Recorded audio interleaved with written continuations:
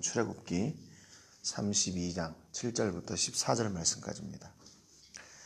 구약성경 출애굽기 32장 7절부터 14절 말씀까지입니다. 우리 말씀은 13절, 14절 같이 읽고 12절부터 읽겠습니다. 12절부터 14절까지 읽겠습니다. 출애굽기 32장 12절부터 14절까지 읽겠습니다. 시작. 어찌하여 애굽 사람들이 이르기를 여호와가 자기의 백성을 산에서 죽이고 지면에서 진멸하는 악한 우도로 인도해 내었다고 말하게 하시려 하나이까. 주의 맹렬한 노를 그치시고 뜻을 돌이키사 주의 백성에게 이 화를 내리지 마옵소서. 주의 종 아브라함과 이삭과 이스라엘을 기억하소서. 주께서 그들을 위하여 주를 가리켜 맹세하여 이르시기를 내가 너희의 자손을 하늘의 별처럼 많게 하고 내가 허락한 이 온 땅을 너희의 자손에게 주어 영원한 기업이 되게 하리라 하셨나이다. 여호와께서 뜻을 돌이키사 말씀하신 화를 그 백성에게 내리지 아니하시니라. 아멘. 오늘 본문 말씀은 모세하고 하나님과의 이렇게 대화 내용입니다. 모세하고 하나님과의 대화 내용인데 그 대화의 주제가 누구인가? 중심. 대화의 대상이 누구인가? 대화의 대상은 바로 하나님의 백성 이스라엘이었습니다. 모세의 부귀영화에 대한 것도 아니었고, 야 네가 그동안 수고했으니까 너가 이만한 너에게 보상을 해주겠다는 그런 헌신에 대한 대가에 대한 것도 아니었고, 하나님과 그 모세의 중심에는 하나님의 백성이 있었습니다. 그런데 오늘 그 대화의 내용은 별로 그렇게 긍정적이지 않은 대화의 내용이에요. 왜 그랬냐면 7절에 보니까 여호와께서 모세에게 가라 네가 애굽 땅에서 인도하여 낸 부패하였도다 이야기 하십니다. 여기 보면 하나님의 어떤 그 심정이 이렇게 담겨 있는데요. 뭐냐면 내 백성 my people이 아니라 네 백성이에요. your people이에요. 그동안에 하나님은 계속 이스라엘 백성들을 내 백성 이스라엘 이렇게 나의 백성이라고 말씀하시는데 본문에 보니까 네가 애굽 땅에서 인도하여 낸 네 백성 이렇게 얘기합니다.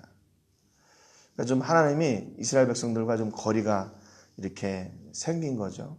좀 이렇게 마음을 좀 닫으셨나 하는 그런 생각이 듭니다. 왜 그러냐면 그 백성이 지금 부패하였기 때문이라고 하나님이 말씀하고 계세요. 여기 부패하다는 말은 이 부패라는 말은 히브리 말로 샤트라는 말인데 멸망시키다, 파멸하다, 부패하다 그런 뜻입니다.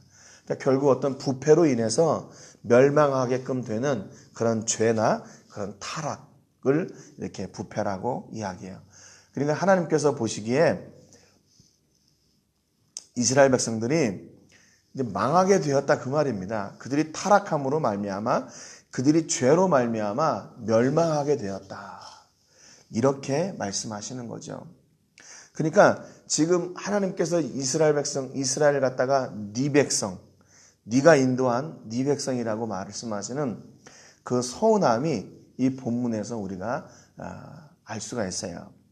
그들의 부패가 무엇인가? 8절에 보니까 그들이 내가 그들에게 명령한 길을 속히 떠나 자기를 위하여 송아지를 구워 만들고 그것을 예배하며 그것에게 제물을 드리며 말하기를 이스라엘아 이는 너희를 애굽 땅에서 인도하여 낸 너희 신이라 하였도다 그랬습니다.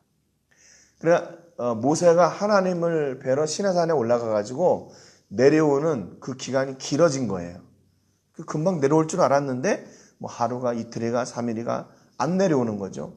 그러니까 백성들이 잘 아는 것처럼 모세형 아론을 이렇게 압박해가지고 금을 걷어다가 거기다 금송아지를 만듭니다.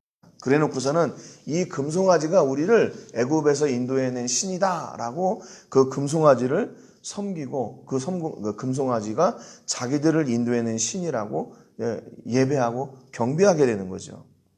여러분 그것을 하나님은 부패라고 얘기했어요. 백성들의 부패.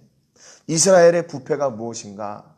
그들이 도덕적으로 윤리적으로 지은 죄가 아니라 하나님을 떠난 것이 그들의 죄였어요. 어떤 죄냐?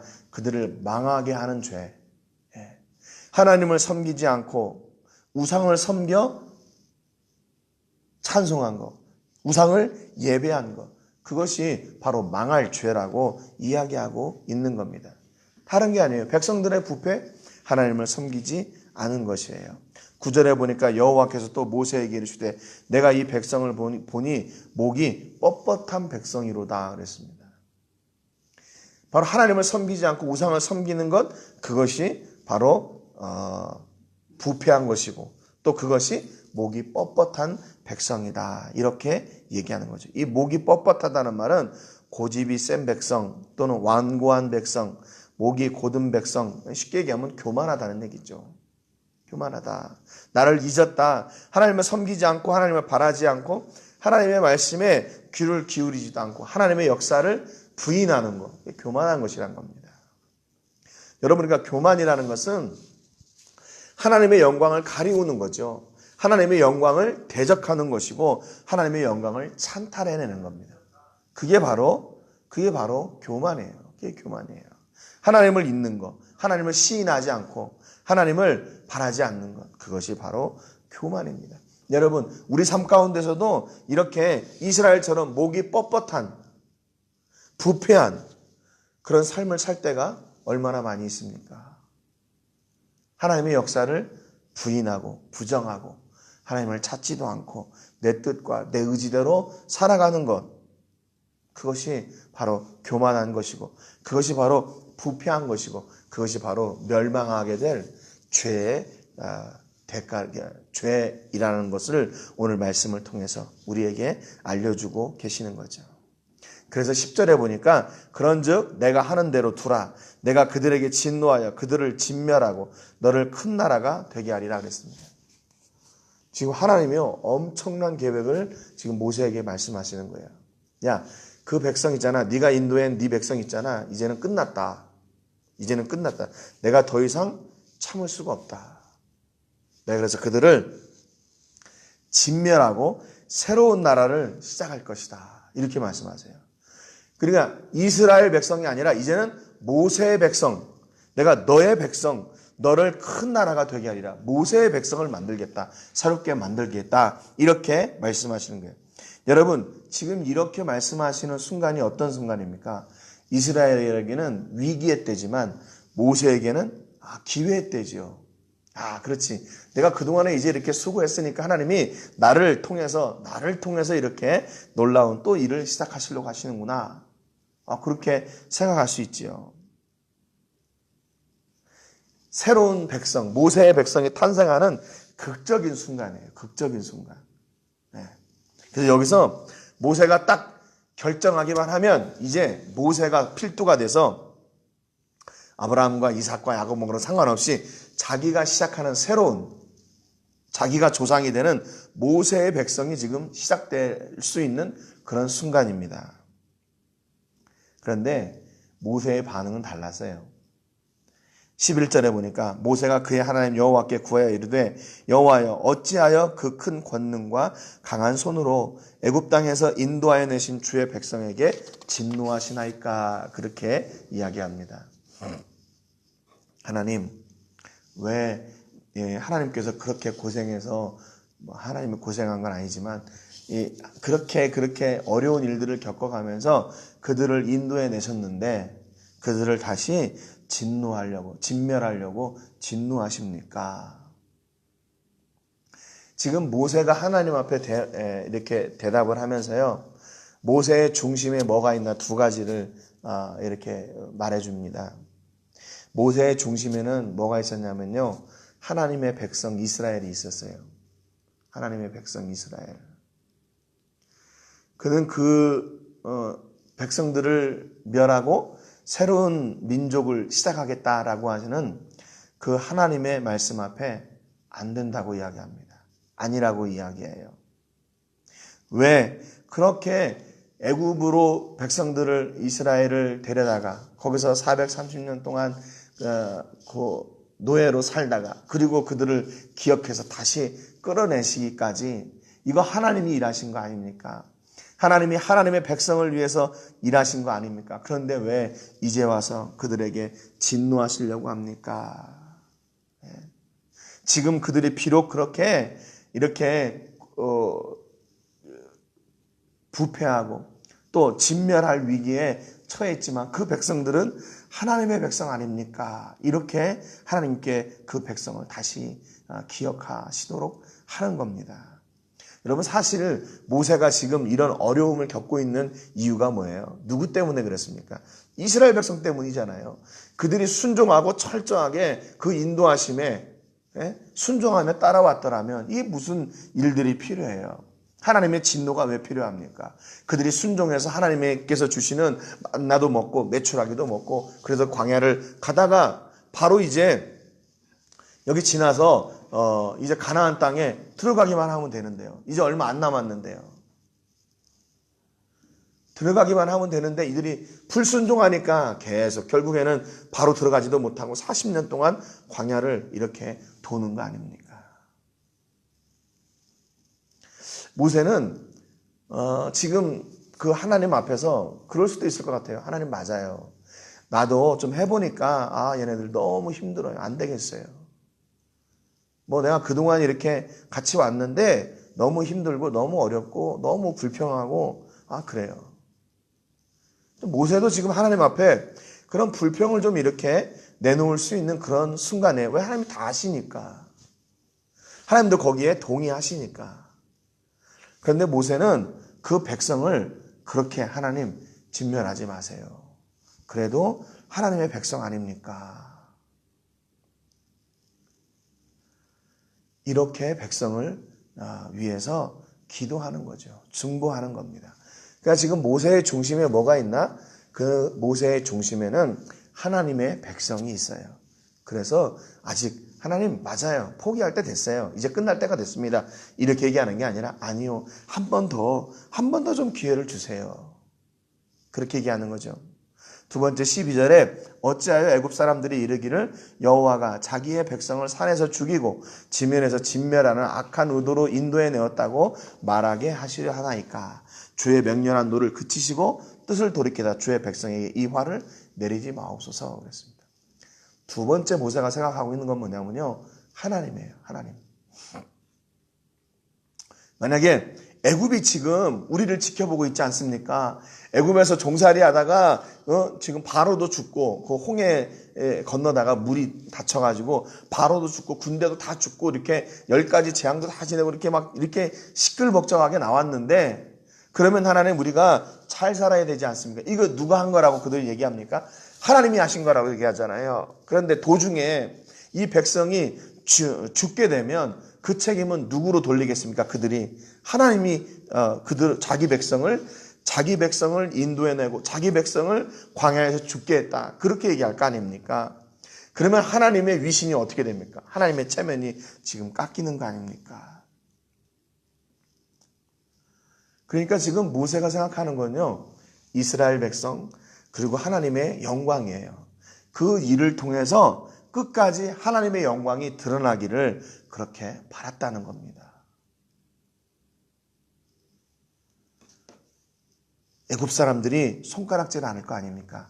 얼마 전에는 아말렉과의 싸움이 있었는데 아말렉들도 우리 백성들을 보고 이스라엘 보고 하나님 보고 야 이렇게 가더니 결국 거기는 죽었구나 이렇게 할 거 아닙니까?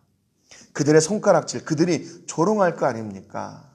그렇죠. 대부분 이스라엘을 주목하고 있는 그 사람들의 기대는 뭐예요? 가다가 망했으면 좋겠다 그거죠. 그런 악한 생각들을 가지고 있는데 그 악한 자들의 뜻대로 우리가 움직일 거는 없지 않습니까? 여러분 이런 모습, 이런 상황 가운데서 참 지도자인가 거짓 지도자인가가 나오는 거예요. 참 성도인가 거짓 성도인가가 드러나게 돼요. 어려움 가운데 나만 생각하는 사람, 내 이익만 생각하는 사람은 뭡니까? 거짓 지도자지요. 거짓 성도죠. 이렇게 얘기하면 좀 심한 것 같지만 거짓 성도지요.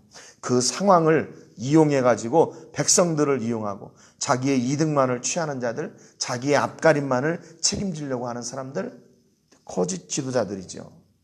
그런데 그 어려움의 상황에서 끝까지 백성들을 생각하고 끝까지 하나님을 생각하는 그 사람, 그게 진짜 성도인 것이죠. 그게 진짜 지도자인 거죠. 여러분, 지금같이 이렇게 어려운 때 있잖아요. 어려운 때 있잖아요. 어려운 때 우리 한 몸 추스르기도 어려운 상황이지만 우리가 그것으로 끝나지 않고 우리 주변에 있는, 우리 이웃에 있는 더 도움이 필요한 사람들을 돌아보는 것, 여러분, 그것이 더 귀한 일이고 더 복된 일 아닐까요? 그것이 진짜 그리스도인들이 해야 될 일이 아닐까요? 여러분, 모세가 이렇게 이런 어려운 상황, 어떻게 보면 자기에게는 기회의 순간이지만 끝까지 백성들을 붙들고 하나님을 붙들고 이 일을 지금 중보하고 있는 거예요. 여러분, 창세기 18장에 보면 아브라함도 그런 이야기를 해요. 아브라함도 하나님께서 소돔과 고모라를 치시려고 할 때 하나님 앞에 나가서, 하나님, 저 성을 멸하려고 하십니까? 의인 50명이, 45명이, 40명이, 30명이, 20명이, 10명을 찾으시면 어떻게 하겠습니까? 하나님 앞에 나가서 그 악한 성 소돔과 고모라를 위해서 그렇게 하나님 앞에 간구합니다. 여러분, 진정한 성도라면 지금 이 시대에 하나님, 내가 나를 좀 살려주세요. 물론 그런 기도도 해야 되겠지만 더 먼저 드려야 될 기도는 우리 주변, 우리 이웃들을 돌아보는 기도가 있어야 됩니다. 여러분, 그러니까 이 어려운 때에 진짜 성도, 진짜 교회, 진짜 지도자가 드러나게 되는 거예요. 어려운 때. 여러분, 모세도 아브라함도 하나님 앞에 그 위기의 때에, 그 어려움의 때에 자기를 먼저 살려달라고 하지 않고 자기가 사는 것으로 만족하지 않고 그 백성들을 위해 중보하며 기도했어요. 여러분, 그러니까 진짜 지도자가 어떤 사람인지를 볼 수 있고 알 수 있는 거죠. 13절에 이렇게 얘기합니다. 주의 종 아브라함과 이삭과 이스라엘을 기억하소서.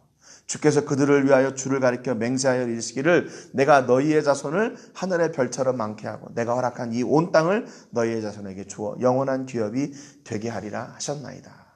하나님, 아브라함과 이삭과 야곱에게 약속하신 그 약속을 기억해 주세요. 그들에게 창대하게, 그들에게 복을 주시겠다고 약속하신 그 약속을 기억하시고 그 약속대로 이루어 주세요. 비록 백성들은 약속을 가지지도 않고 약속을 이루려고 하지도 않고 그들의 뜻대로 하나님도 무시하고 살지만 하나님은 약속을 기억해 주셔서 그들을 용서해 주시고 그들을 다시 하나님의 백성 삼아주세요. 그렇게 기도한 거죠. 그랬더니 14절에 여호와께서 뜻을 돌이키사 말씀하신 화를 그 백성에게 내리지 아니하시니라 그랬습니다. 여러분, 이 과정이 지금 한 절이에요. 13절, 14절. 하나님과 모세가 이렇게 대화를 하다가 하나님 이것 때문에 좀 하지 마세요. 이 백성들을 기억해 주세요. 용서해 주세요. 그리고 아브라함과 이삭과 야곱과 하신 그 약속을 기억해 주세요. 그랬더니 여호와께서 뜻을 돌이키사 그래요. 하나님이 모세의 간구함으로 인해서 모세의 간청함으로 모세의 중보를 통해서 그 진노를 그 화를 숙이시고 그들에게 베푸실 그 이스라엘에게 줄 화를 거두셨다 그 말입니다. 하나님의 뜻을 돌이키셨다 그 말이에요. 누구의 기도를 듣고요? 모세의 기도를 듣고. 여러분, 오늘 우리의 기도를 통해서 하나님의 뜻이 이루어지고 하나님의 영광이 드러나고 하나님의 찬송 받으시도록 우리가 하나님 앞에 전적으로 하나님을 의지하고 하나님께로 더 가까이 나가 여러분의 삶 가운데 일하시는 하나님을 경험하시는 은혜가 있기를 주님의 이름으로 축복합니다. 이제는 우리뿐만 아니라 우리 주변에 있는 그런 많은 어려움을 당하는 그런 식구들, 그런 사람들, 우리 이웃들을 위해서 우리가 중보하고 우리가 할 수 있는 일이 무엇인가를 생각하고 그 일을 행함으로 말미암아 그것이 하나님께 영광이 되는 그런 통로가 되고 하나님의 영광을 드러내는 저희들 또 우리 교회가 되시는 그런 놀라운 복이 넘쳐야 됩니다. 여러분, 지금 누가 뭐래도 지금은 어려운 시기예요. 그러나 이 어려운 시기에 작은 거 하나를 나눔으로 인해서 더 큰 은혜가 우리 안에 있을 수 있습니다.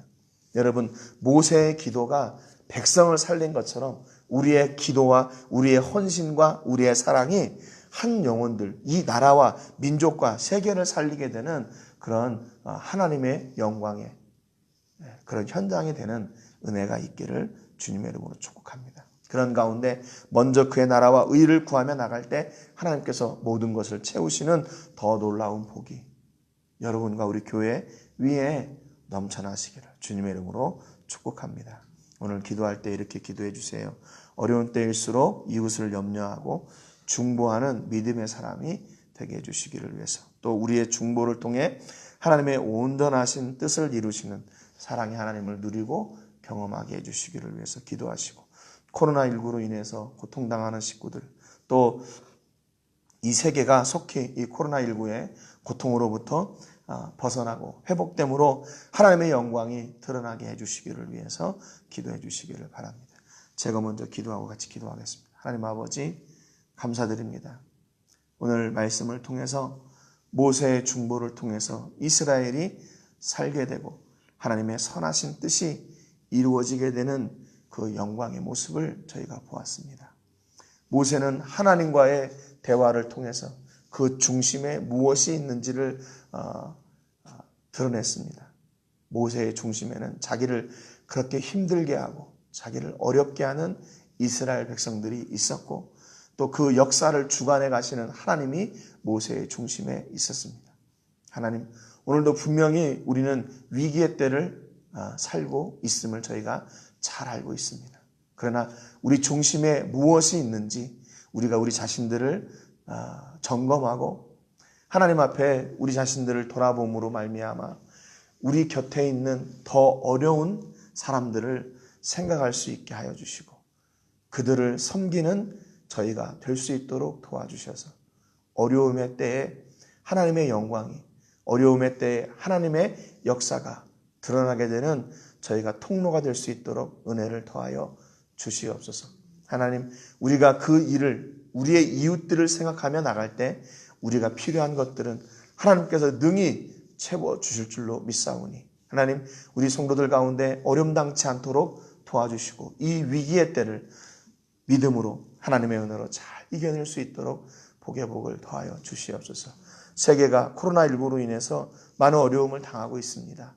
도저히 인간의 힘으로는 어떻게 할 수 없다고 다들 고백하고 있습니다. 그러나 하나님은 하실 수 있을 줄로 믿습니다. 하나님께서 강권적으로 역사하여 주시고 속히 이 아픔의 시기가 속히 지나가고 모든 것이 회복될 수 있도록 하나님 역사하여 주시고 붙들어 주시옵소서. 영광을 하나님께 드리며 예수님의 이름으로 기도합니다. 아멘.